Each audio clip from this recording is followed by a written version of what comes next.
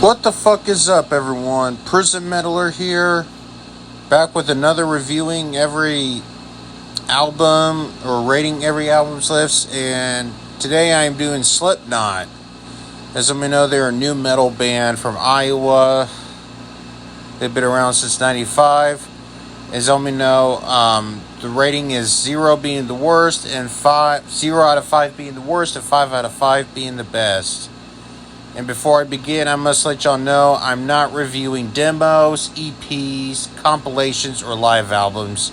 Just the studio albums only. And yes, and no, I'm not including Mayfico Repeat on there because that's a demo, not a studio album. But anyways, without further ado, let's go ahead and begin.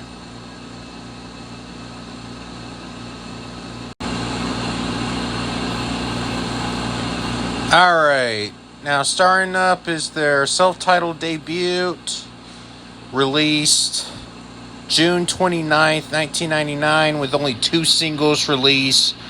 Wait and Bleed, released July 28, 1999, and Spit It Out, released September 16th, 2000.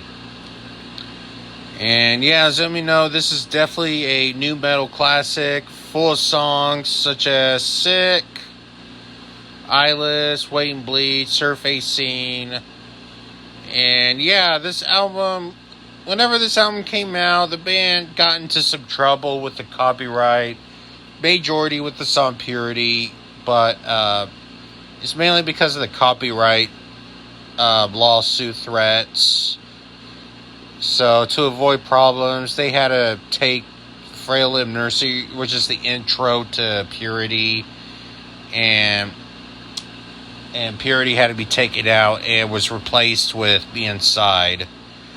As some may know, you guys may have got the reissue version. But anyway, as of all that, this is such a great album. I definitely grew up with this album. This album is pretty much a gateway for me into a more extreme genres. And yeah, definitely a new metal classic. Definitely love the vocals from Corey. I mean, definitely probably his best vocals in this album. That's definitely for sure. Riffs, everything is great in this album. I just don't know what else to say, you guys. I mean, tons of great songs. Sick, Eyeless, Wait and Bleed, Surface, Spit It. I love all songs in this album. Definitely a great album. So I'm feeling a strong 4 out of 5, leaning towards a 4.5. But I'm sure it's going to be 4 out of 5. I may change my mind while I'm editing this video, so who knows. But other than that, definitely a great album.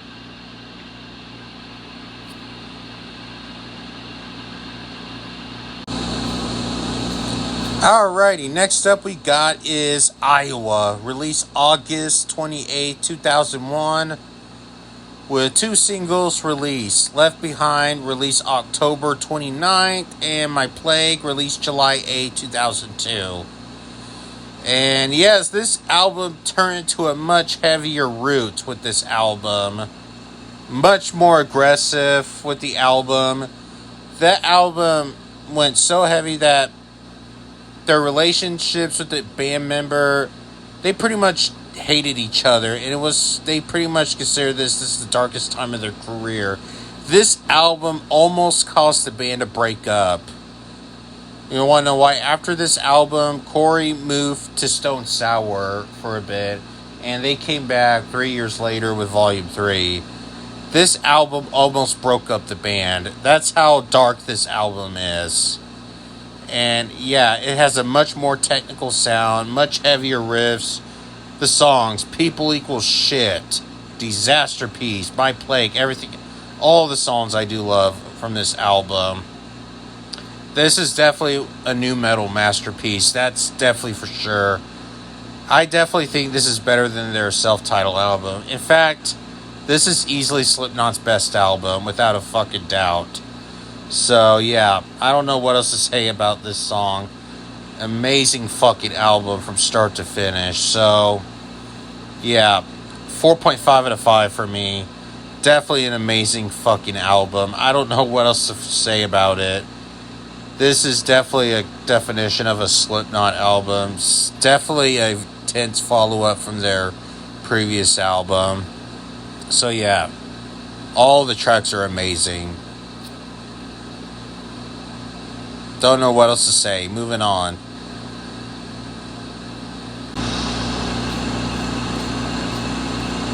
Alrighty, next up we got is Volume 3, The Subliminal Verses, released May 25th, 2004, with 6 singles. Duality, released May 4th. Vermilion, released October 5th. Vermilion Part 2, released October 5th. Before I Forget, released March 8, 2005.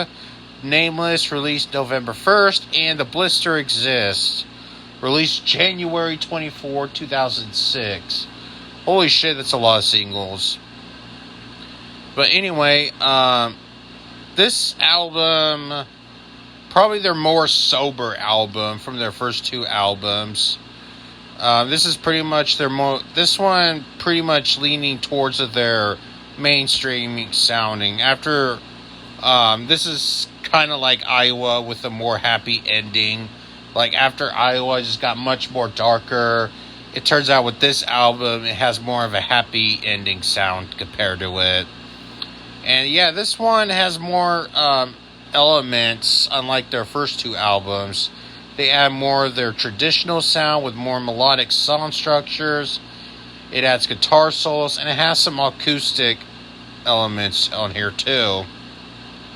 This one pretty much had more of their experimental records, as you could call it, with some butt rock-ish sounds, but it still sounds really good. I'm not saying it's a bad thing overall.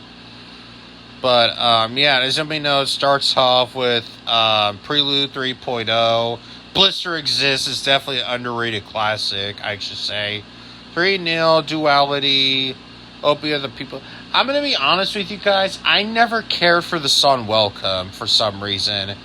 I feel like it's kind of a filler song for some reason. Welcome, I kind of find that song filler. But I love the song for a minute. Pulse of the Maggots is honestly my favorite Slipknot song of all time. Yes, I like it than any songs from their self-titled Iowa. I know I might get shot from it, but I don't give a shit. Before I Forget, it's an amazing song. Vermilion Part 2, Nameless is great. I also like Virus a lot. Yeah, pretty much good album overall. But definitely, I can easily say it's definitely not as strong as their first 2. But it's still a pretty good album overall from start to finish, most of all. So, yeah, I'm feeling this album a very strong 3.5 out of 5. Leaning towards a 4. So yeah. I definitely think this is a pretty good album overall. So, yeah, that's pretty much it. Moving on.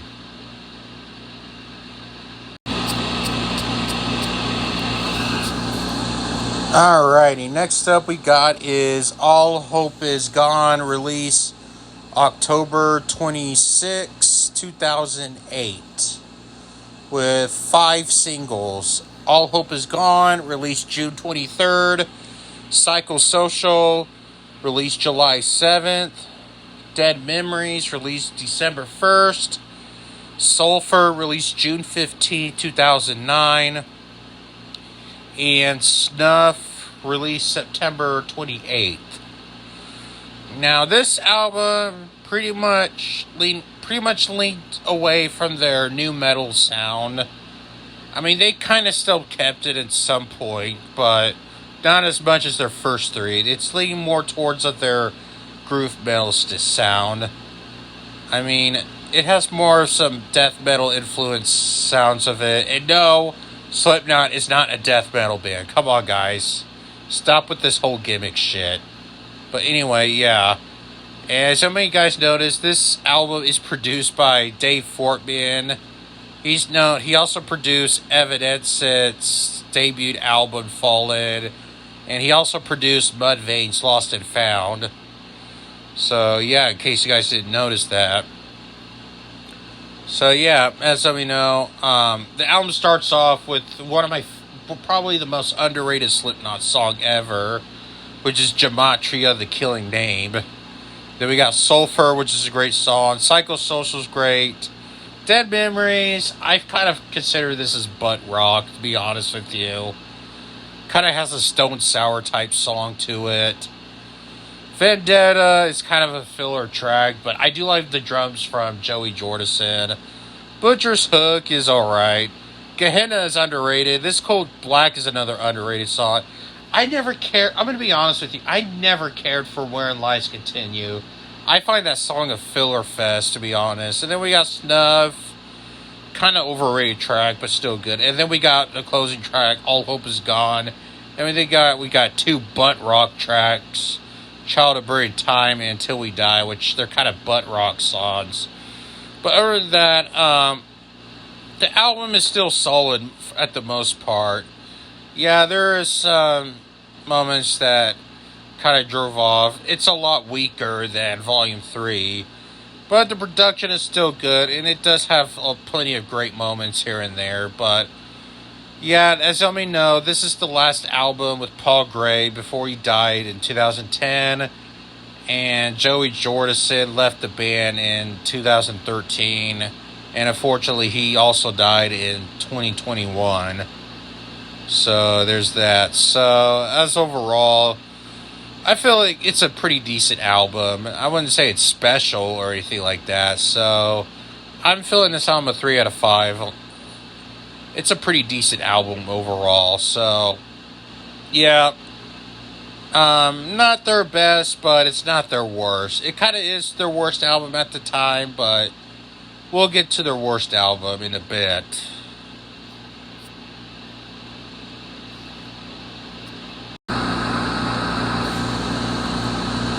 Alrighty, next up we got is Point 5, The Great Chapter, release October 17th, 2014.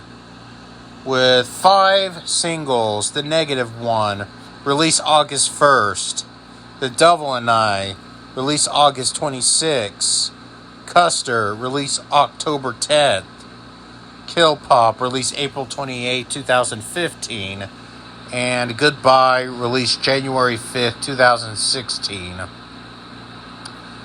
Now, with this album, as let me know, this is their first album in 6 years, which is the longest gap between the band. And the main reason why it has a pretty long gap between All Hope Is Gone and Point 5, The Great Chapter, is a lot of shit has happened with the band at the time. First of all, the main reason why is because of the death of Paul Gray, who died from overdose in 2010. And due to all that, Corey Taylor and Jim Root has commitments with Stone Sour during that time.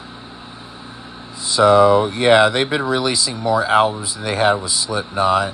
And they've been on tour more than they have with Slipknot. The secondaries, mainly probably because of their heavy commitments with Stone Sour. And now, since up until 2013... Joey Jordison also left the band since he was fired from the band for some unknown reason. And yeah, as let me know, this is the first album with Alexandro Venturella on bass and Jay Weinberg on drums. So yeah.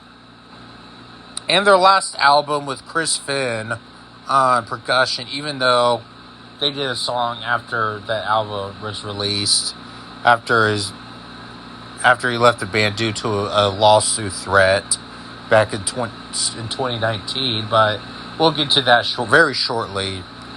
So yeah, this album, I'm going to be honest with you, back when I listened to this album the first time, I was very hyped. And then when I first listened to it, I kind of think it was sort of a letdown. It kind of feels like I couldn't stand Corey's vocals. I feel like his vocals sounded a lot weaker than their previous albums. Yes, I think his vocals was weaker than Volume 3's. His clean vocals didn't sound that strong and all that. But as time comes out, I'm starting to not mind it anymore. But then there's plenty of great songs that are plenty enjoyable, such as Sarcastrophe. Devil and I is a great song. Skeptic is good. I do like Lech. I find Lech pretty underrated. Custer is a great one, and The Negative one. But other than that, I do find this album pretty okay for the most part.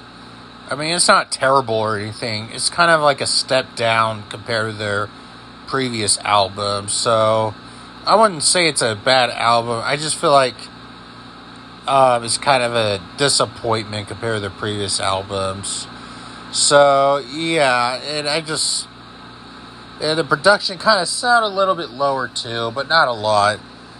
It kind of has plenty of filler tracks throughout this album. Like, the one that kills the least is a huge filler, probably the most filler song that Slipknot has ever wrote.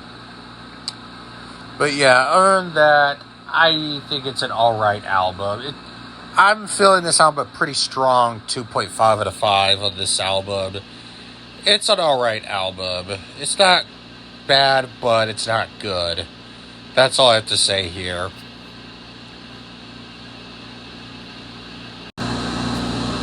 Alrighty, next up we got is We Are Not Your Kind, released August 9, 2019, with 4 singles released. Unsainted, released May 16th.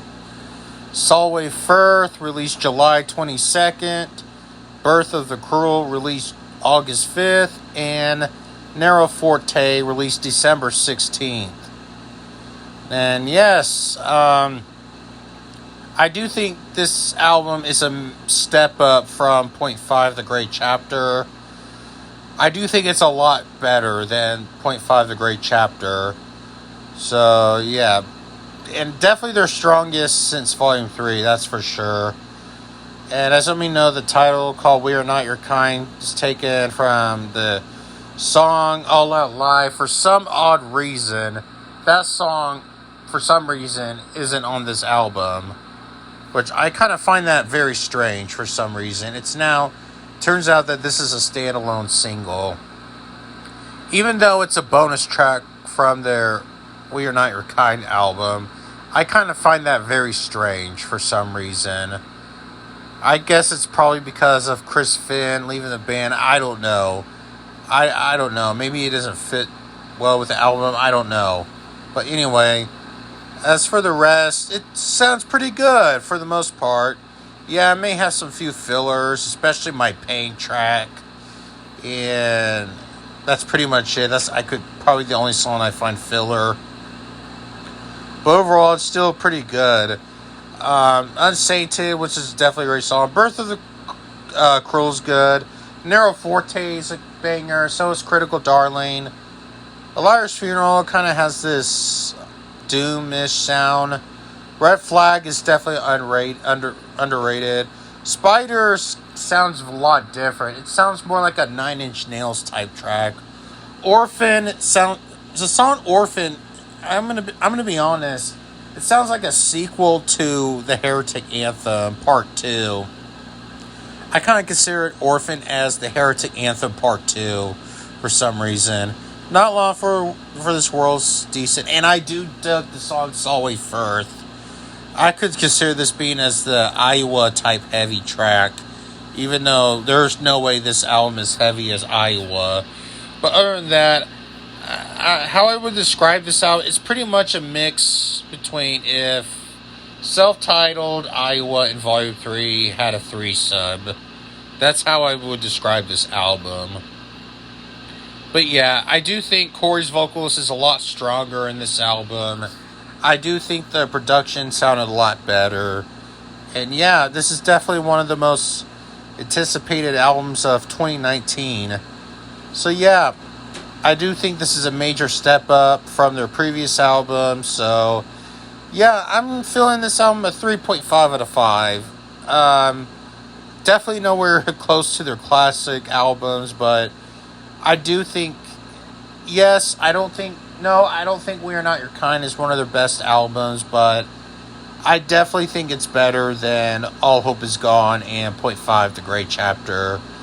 I definitely think it's their strongest album in quite a long time.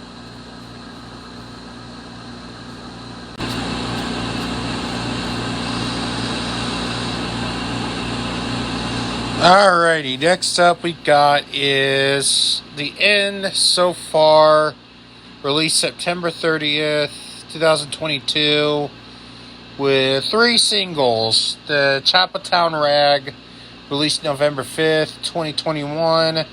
The Dying Song, Time to Sing, released July 19th, 2022. And Yin, released August 5th, 2022. And yeah, this album, it's alright. But I'm really disappointed in this album. And I'm pretty much still am today. I am way more disappointed than this album than I am with Point 5 The Great Chapter since it came out. At least Point 5 The Great Chapter did kind of grow into me a bit.